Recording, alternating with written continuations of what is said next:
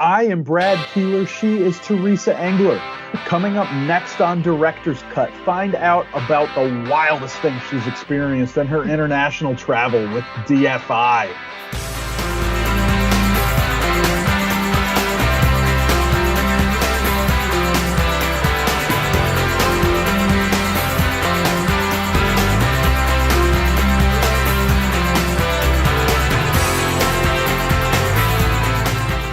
Hello again, everybody, and welcome to another episode of Director's Cut. My name is Brad Keelor. I'm the director of the Geo-Institute, and that is why we call this show Director's Cut. Every single week, I sit down with a different GI member who has stories to tell. Some of them are personal, some are professional, but all of them are fun. If you don't know anything about the Geo-Institute, after you watch this today, head over. It'll work on any device. You can do it on your phone, your iPad. If you have an Apple Newton still, you could probably do it on that. Head to geoinstitute.org, and there you will find out that we are a technical society with about 12,000 members, most of whom are geotechnical engineers and or geologists, and that we are part of the American Society of Civil Engineers. And if you like what you see today, and you're going to, so just preemptively do these things. Click like, subscribe, and get notifications, and we will let you know every time we post something to the YouTube channel. I feel like I say these words almost every week, but we have a special treat for you today. It's director versus director. As we welcome in the executive director of the Deep Foundations Institute from Long Island, New York. It is Theresa Engler. Theresa, welcome. Thank you for doing this. Thank you, Brad. This is exciting. I've watched many. I can't wait to see what you're going to ask me. It is going to be a blast. We have 10 questions today, the same as we do every week for every single guest, and 2 of those are the same. We must begin with one of those, as is our custom. Describe your job in 45 seconds. I already told them I'm an executive director. So DFI is a international membership association, but I'm also the executive director of its charitable trust. So I have 2 boards that I answer to, which is lots of fun. And basically, I just oversee everything that they're doing, right? We have chapters overseas. We have lots of committees. We put on many events and put out a lot of publications. So I just have to make sure everything's going smoothly. And of course, meet up with our members wherever I am and provide hopefully good customer service. And then, if they don't know who DFI is, tell them who we are, get them involved just like you do. And basically it's a good time, really. I just meet so many great people. So it's a great job. So there are 2 obvious follow-up questions here. One, you got to get people fired up. Do you have an official DFI cheer that you use to get people involved? Didn't think you were getting that one today, did you? I am not you, but I'm pretty calm person, but DFI cheer. No, I do not have one of those. Oh. Now I'm going to have to think of one, though. I think, and you might get some unsolicited submissions from the viewers here. Okay. Now, the other follow-up question is something I've always had a big problem with. I'm a little bit of a control freak, right? Like, I can delegate stuff, and I like the people on the GI team to do their thing, but here's a little inside director's cut for all the viewers. I edit all these things myself because, I guess it's partly because I like it, but partly because I want it done my way, right? How do you fight that battle constantly between doing everything yourself and letting it happen around you? So it's taken me a long time. So I became executive director in 2006, even though I was at DFI since 1999 doing various jobs. So in the beginning, for sure, it's my responsibility. I have to do a good job. I'm a woman in a man's world. I can't mess anything up. So I had tight reins on everyone. I am sure every employee at that time called me a micromanager. And it really wasn't helpful, right? So then I just started to realize over time that if I hire great people, they're going to do great things. They might not do it my way, but they might do it a better way. So that's been like a growing up in the position, really, to realize that. But yeah, I get why you want it your way. And, just, I'm sure we partner on events, and we partner on events with other people. And that's also a challenge, right? Everybody does it different. So whoever's taking the lead, you just kind of have to sit back and watch it unfold. And inevitably, things go well. So you just have to realize that other people can do good things too. Yeah, I think my issue is more when something new comes up, that I have to realize I can't take on every single new thing, and it must go to someone else. Right. Saying no is an art for sure. We load up Director's Cut every week with fun questions. I always say that, and I think they're fun, and I assume everyone else will think they're fun too, which is maybe a little presumptuous of me, but whatever. That's why we call the show Director's Cut. Theresa, here's the start of your fun ones. What do you always buy at the grocery store that you never manage to finish? I would say strawberries.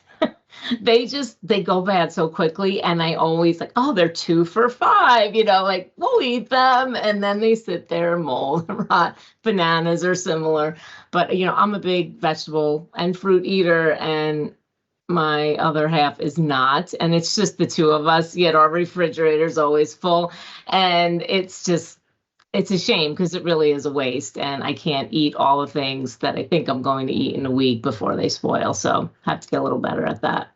Let's talk about the psychology of grocery shopping here for a minute, because so you mentioned the 2 for $5, right?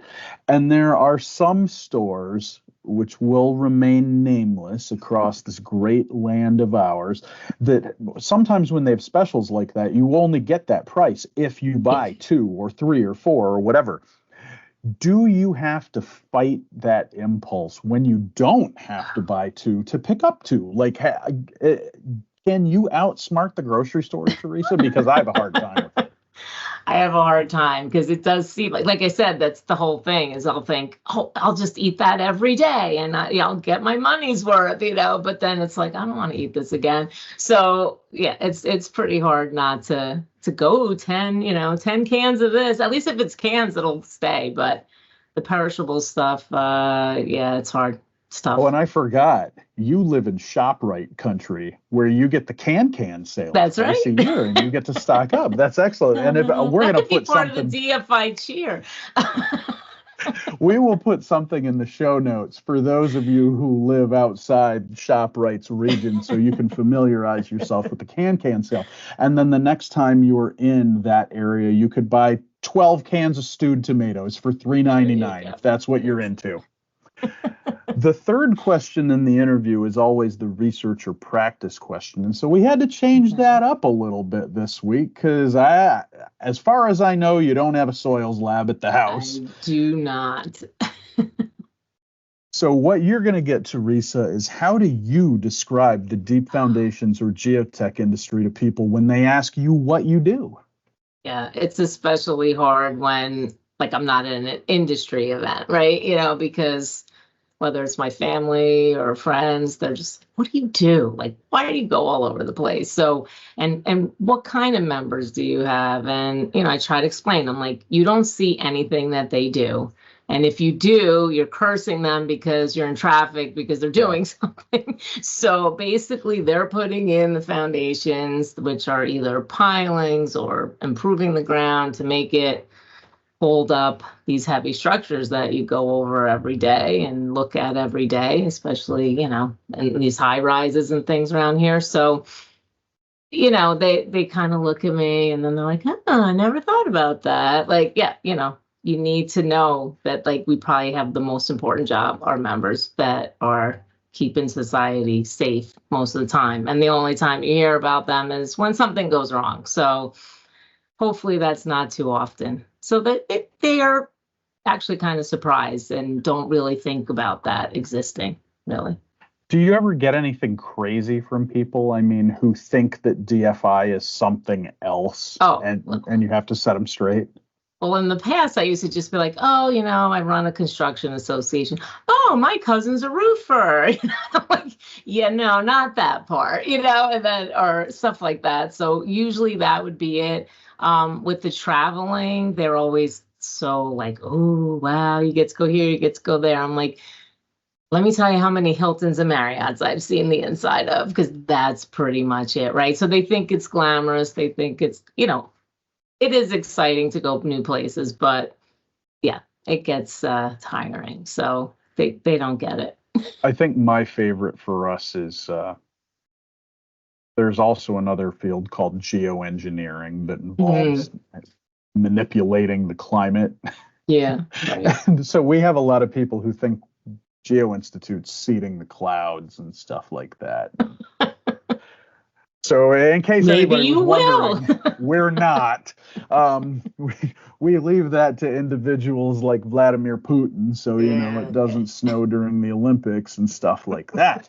All right. The palatial Keelor estate, where I am not today, I'm in the office today.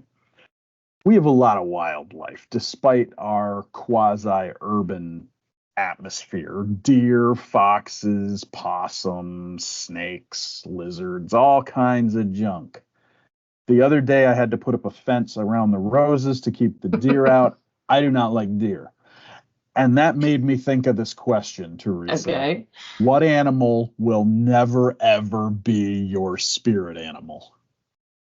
So you said one of them for sure is an opossum or a rat. Either one of those, I like that you have a list. Well, I cringe when I think about their tails. I don't know what it is, but it's just like a complete aversion. I like most animals. I remember when I was a kid, I was the one raising my hand, like, oh, I'll hold the snake and it can kiss my nose and stuff like that. I'm not afraid of things like that, but they're just, I don't know, something about rats and opossums. But yeah, we have a lot of wildlife too. Surprisingly, being in congested Long Island, as you said. But we had like literally wild America in my backyard. So we're looking and we see this hawk come. We have a bird feeder, and this hawk just came flying in, got a pigeon, and went to town. Feathers plucking. I mean, the whole ground was covered in feathers, and off he went once he finished plucking and had his dinner. So who would think? And of course, we're taking video and pictures. So I have that if you want to see that. It's pretty cool. You witnessed this. You didn't just know that it happened. Wow. Nope. Well, first of all, very fortuitous that you were watching at that moment. Yeah. And I'm guessing you've never seen anything like this again? No, but it's done it again because in the beginning, we saw feathers and we just thought, oh, a cat must have got something or whatever. But then when we saw that, we're like, oh, that's what those feathers were on the ground. And we see them every now and again. So he lives like in the tree somewhere in the back of the yard, right? So we have that. And then we have these wonderful like parakeets, actually, they're called. Quaker parrots is what they're called. And I had never known they existed here. Green bird, like tropical looking. And I'm like, here we have these. So every time I look out at the bird feeder, I'm like, oh, I hope the greenies come back. Like we just call them the greenies, But we have herons come in the yard, ducks. We have all kinds of crazy things. Wow. Yeah, it's fun. So have you had any memorable animal experiences? I mean, everybody, I think, immediately thinks of something like SeaWorld, or you go to the aquarium and there's the touch-it tanks. But if you're not nervous about that stuff, I'm not a big fan. I do not pet the rays in the tank, for example. No. That's not for me. Do you do all that stuff? I'll do all of that. The strangest thing for me with animals is the animal that everyone loves, which are dogs. I like dogs, but I had a horrible experience when I was a kid where this huge shaggy DA type dog, I forget what they're called, it just like jumped on me. It was a puppy basically, and no one was around. It got out, I guess, and it was like literally like attacking me, and I had like a rip sleeve and but he was playing. And I remember being so afraid that they were going to put him out because he did that. And I just kept saying, no, it wasn't his fault. You know what I mean? But yeah, that was kind of crazy. So I'm a little nervous around big dogs. I get a little bit like, let me just make sure they're okay before I go near them. Before we go on, we're 4 questions in, and we've already hit the ShopRite can sale, Wild America, and the Shaggy DA. There you go. This is the first time that anyone other than me has dropped a Shaggy DA reference in conversation since like 1985. I am impressed. So if anybody wants, I guess you don't need to do this anymore. I was going to say a great 99-cent rental, Shaggy DA. There you go. The one that we teased at the beginning of the interview was about your international travel. And the way I phrased this was almost to get one answer out of you. But if you got more, let's hear them. What's been your wildest international experience with DFI? Well, like I said before, India was, a bucket list place that I could go. And the first time that I went, because we have a chapter there, I knew it would be, different, busy, crowded, but it was beyond my expectations how many people you could cram into one little area. Monkeys came running by, and I'm like, okay, we see squirrels, not monkeys, maybe the occasional hawk. But yeah, so the colors, the sounds, everything, the smells, and the traffic. I always joke when people tell me about traffic, I'm like, I live in New York. I know what traffic is. This is just organized chaos, I guess. They just know where to go, and it's like almost like a whole I don't know, swarm of bees kind of thing, right? Like they just know when to get out of the way, and the beep, beep, beep, beep, beep, beep, beep, constant. And, like I said, people hanging off, holding their family on this little moped and not getting killed. It just blew me away. So that was probably the most exciting, and I was willing to go back again. So I got to go back another time. But yeah, of course, I've had other things. Like I said, went to Shanghai, didn't realize that the bathrooms would be just a hole in the ground. Went to Dubai and didn't time my connection well, and I was running through Heathrow and sweating when I got on the plane, and this guy thought I was gonna have a heart attack. It's like, here, you want some water? Just all those things that can happen. But I actually have never lost my luggage, believe it or not. All these years. You've pretty much sealed it up that's going to happen the next time you travel now. So congratulations in advance for dealing with that. I guess maybe it's specific to the India trip, but was there anything from that trip that you learned, because it was so surprising, that has made you approach traveling differently? We do it with everything, right? I got a cold once, I basically developed it while I was en route to my destination. Yeah. My ears got all plugged. I didn't know how to unplug them, and I basically didn't sleep that night. And I learned what you do because of that. Was there anything that you took away from that India experience that changed the way you travel? Oh, definitely. I'm always making sure that I have clothes with me, not all in the suitcase, right? That whatever I'm carrying, and a bunch of medical things just in case, whatever stomach problems or other things you might have, especially in India, because I remember having a horrible headache and I didn't know what they were giving me, right? So I was a little uncomfortable taking whatever it was.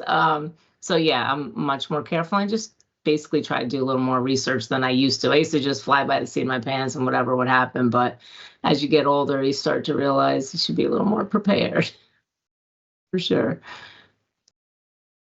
The other question that we ask everybody when they come on the show, and we're going to have to massage this one a little bit too, I feel like. We always ask everybody, how did you first get involved in ASCE and GI? We can ask you that directly, but we can also, maybe you should talk about your experiences with ASCE and GI over the years, whether that's at Geo Coalition or partnering at IFSE or anything like that. Yeah, my first recollection, I don't know if it was my first contact, but it was 2003, or actually probably a couple of years before that, when we were doing the grouting conference with GI. And so I got to know that committee, and I got to know Carol Bowers, and, you know, we worked really closely together. I admired her quite a bit. And I was always impressed because we were 3 people at that time, right? It was like the director, me as the events person, and like a part-time admin. Like that was it. And we were dealing with all the papers and all of that. And Carol would always be like, oh no, I sent that to legal. Oh, conferences has that. And I was like, wow. I'm like, you have all these resources, you know? So it was just wild. I couldn't imagine, you know, being able to pass things off like that. But yeah, it was a fun experience. I mean, but it also was almost the one time I quit because there was so much work, right? We were there for like 12 hours a day. And that was the time when you had papers that you had to put in a FedEx envelope with another FedEx envelope, send it to the first reviewer, make sure he sends it to the next one. And we just had shelves of all these, you know, files with the papers. And I was like, if this is every conference, I'm not doing this, you know? So I had to be talked into staying. But no, I mean, it was great to work together, and we've done it a few other times. And, you know, I saw the differences. Like, I feel like our people, it's more the contractors, and, you know, and then there it was like much more studious, more, you know, like research based, but it's a good mixture, you know, like they can learn from each other, I think. So it's a good experience. Is that what you instinctively go for when somebody asks you what's the difference between GI and DFI? Or is there something else? And then when somebody asks you conversely, what are the biggest similarities between GI and DFI, what do you go for? Well, in the past, yes, that's what I would have said. You know, we're more practice oriented. They're more, you know, academic oriented. But, you know, as I've gotten involved and gone to a lot of the conferences and met with people, I see an evolution, or I see things I didn't see before, where there are a lot of practitioners, and the interaction is really helpful. But yeah, I think ours is always this is against any other, you know, organization, but like everyone's the same. Like, it's not like, oh, contractors are the main group, or engineers are the main group, or suppliers are the main, you know, like, in other words, everyone's the same, no hierarchy, no, like someone came up to me at IFSE last week and said like, oh, we're an associate member. I'm like, we don't have associate members. Like, you're a member, you're either a corporate member, you're an individual member, but, you know, we don't have this, like, you know, difference. So that's usually the way I would like differentiate. I'll say this is more of an engineering professional society, and we're more of a trade association with some, you know, professional society traits. So excellent. You mentioned IFSE, teeing up that question that we're going to have a little bit later here. Okay. First, we have to get to some more of the hard-hitting stuff, though. I mentioned, of course, that you are on Long Island, and you're a lifer in that area. So I have to ask you, Theresa, what's the most New York thing that you do? I had to think about this a lot, really. But I guess the biggest thing, because I don't think I'm your typical New Yorker, but I'm sure others would disagree. But I am, I rush around, right? Like, you know, you always see New Yorkers and they're hustling, bustling, and everything's like on the move. And I do feel like that's still something I'm trying to slow down, but I talk fast, I walk fast, I look for, you know, like, what's the next thing I should do? Can't have any like time in between, just got to keep rolling. And I really have to make a conscious effort to slow down. But, you know, of course, I have to say like things like, you know, bagels and pizza, we got the best. You know, you're never going to change my mind on that, even though I don't eat those anymore, but they're definitely the best. And the other big pet peeve, I guess, would be, you said I'm a lifer, right?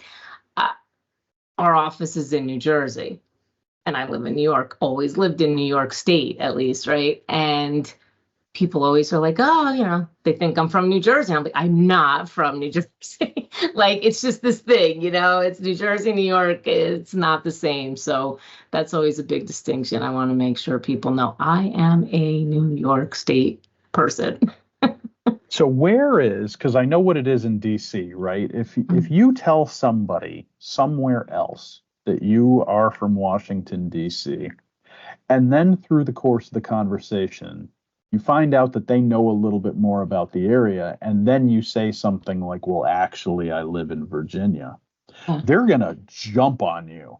Does the same thing happen in New York? And where's the dividing line? Is it as simple as living in the five boroughs and that's it? Well, yeah. I mean, what I found more was the opposite way. Like, I would say I live in New York, and they would think the city, right? Like, everyone thinks the city. Yeah. And at one time, I lived in farmland. I lived up in Warwick, which was a rural town. And, they're like, really? There's farms in New York? Like, I'm like, there's apple orchards, farms, like all kinds of things. But yeah, automatically they think the city. And I know we're the ones that just say the city and assume you're going to know what we're talking about. But yeah, there was always that, like, I'd say, oh, I live upstate. And then I'd say Warwick. And then there'd be the person that's like from Buffalo. And it's like, that's not upstate. So you always have all this. Yeah, there's all these lines of like what's considered what. But yeah, I grew up in a suburb, moved to a rural area. Now I guess I live as close as I'm going to get to the five boroughs, which I don't have really any desire to live in one of the five boroughs. I like my wildlife. That was a good nuanced explanation. I'm sure they have deer in Queens. They probably do now, right? We've displaced everything, so probably. You mentioned a minute ago that we just came back from IFSE. It was last week. And for people who don't know anything about IFSE, it stands for the International Foundation Conference and Equipment Expo. Happens every 3 years. It's GI, DFI, the pile driving contractors, and the drilled shaft contractors getting together for this monstrosity. And I say that in a loving way. What was the best thing about IFSE this year? And it better involve that beautiful trophy that's on the filing cabinet behind you. There you go. So that was a highlight because little old me, who is not an engineer, picked the right people to be on the team with. I got, Tom Richards, get over here. You're on my team. Lori Simpson, get over here. And then a couple of students, but I was the driver in like navigating the site, which was a lot of pressure, finding the right thing. But Tom was always reading that question and knew exactly. So this was the Geotech Tools pub trivia, and I was having a blast, and I was actually on the winning team. So that is a highlight. But the other one I thought of was the last day of IFSE. We were supposed to have students from high schools coming in and walking around the exhibit area. And sadly, they couldn't come because they couldn't get the school bus. So 2 administrators showed up so that we could tell them and they could tell the students about all the careers in the industry. And I thought, this isn't going to work. But they looked like they were so excited to learn all these careers and jobs that they were just mesmerized. I think they're going to leave and, start working in the field or something. They got in those cabs of those rigs and they were like, oh my gosh. And then they heard how much you could make. And they were like, I think they're thinking, yeah, I'm not going to be working for the high school anymore. So it was pretty cool. And that's really good. And I think that's a good lesson for because we hear a lot. Why don't we have more of Group X at Geo-Congress or at the DFI conference? And believe it or not, everybody, we try. There are about 6,000 different things that can go wrong. And sometimes they are super mundane. And in this case, it was they couldn't get a bus to transport the kids. And we couldn't buy them a bus either. So it was. Yes, which is another important. Yeah. The other thing that just happened recently, yesterday, as we record this, is Mother's Day. And it comes around every single year like clockwork. And Theresa, you are a mother. I am. Now Be careful how you say that. And a grandma, yes. What is your favorite Mother's Day memory? This is going to sound corny, but my kids played sports, right, when they were younger, and they always had a game on Mother's Day. Not Father's Day, but they always had a game on Mother's Day for some reason. And but what was great is one of their coaches obviously his wife must have told him, like, this is a problem. Had all the kids line up, and they all had a rose, and they came running across the field to give each mom a rose. And it was the sweetest thing. So yeah, I don't know if anything's going to top that. It was just adorable. Because there's a decent amount of orchestration that has to go into that. I mean, and they were young. Impressive. Did all the kids make it to their intended target? I mean, I think so. I was focused on mine, but yeah. That was always my favorite part of practice at the beginning of the season, even when I was a little kid, making sure everybody knew the right direction to run the bases. And so giving them a rose and cutting them loose, you don't know what's going to go down with that. That's good, though. Love it. The final question we've got here, we have to ask a question about the DFI annual conference, DFI 49, which for all you viewers who can count, that means there's a big round number coming up pretty soon. Right. And you're going to want to make sure you're around for that. Yep. This year, however, is the 49th conference on deep foundations. It will be outside of Denver in Aurora, Colorado at a Gaylord Resort, and you're going to want to be there. Yeah, thank you. This is the time of year when it starts to get a little hectic for you guys, I would imagine. Yeah. What should people most look forward to about DFI 49? So we have our Women in Deep Foundations, and they are celebrating their 10th year. And they're going to be having an extra special reception, which they have every year, the first night after all the committee meetings. And so you definitely don't want to miss that. So get there early. Don't just come for the first day of the conference. But also it's sort of a different type of conference this year because we have two tracks. We have our traditional deep foundations ground improvement track. And then we have the other one, which is like water. Right? What's water? Like everything to do with water and dams and levees and, whatever, all of it. So it just gives people more variety of things that they can choose from. And we do expect a lot of public owners to be there to talk about that and participate in panel discussions and, just interesting keynote lectures on specific, timely topics. So hopefully you will be there, and make sure you say hi to me when you're there. When you get to that point, and I know it happens for you because it happens to all of us, when you are just exhausted and you just want it to be over. And, I think maybe when it happens is different for everybody. I guess for me, it's around the time we ship usually. What gets you through? What is that big, exciting thing that keeps you focused on getting that conference where it needs to be? I think volunteers are amazing to me. Our members, both of our members, like the amount of time and energy they put in, right? I mean, I'm getting paid to do this, which is great, right? They're not, and they are so passionate. So if nothing else, for them and all the work they put into it over a year or two, whatever it is, I just have to keep that in my mind, that they're doing it when they could be, at home with their kids or doing something else. And so I got to just push through. But yeah, it gets tiring, it does, but they make it worthwhile. I think that's one of my favorites when somebody apologizes to me for asking me to do something. And I like to point out, yeah, I'm getting paid for this. You're not. So don't ever feel bad. And that really goes for all the viewers out there. If you ever feel a pang of guilt for asking me to do something for GI, I mean, every 2 weeks when that check comes, that's what it's for. So don't ever feel badly about it. Theresa, 100%. You made it through all 10 questions. You did a great job.